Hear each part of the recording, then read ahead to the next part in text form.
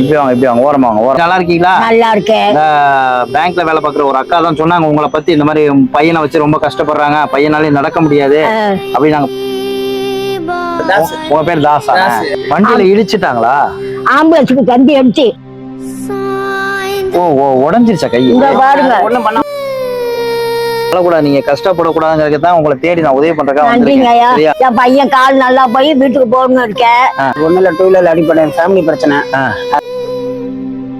இந்த ஹாஸ்பிட்டல் செலவுக்கு இதுக்கு நான் பணம் தரேன். நான் மாசம் அவர் சரியாகிற வரைக்கும் நான் உங்களுக்கு உதவி பண்றேன். சரியா? நிம்மதி நீங்க செய்யறதுதான் எனக்கு நிம்மதி.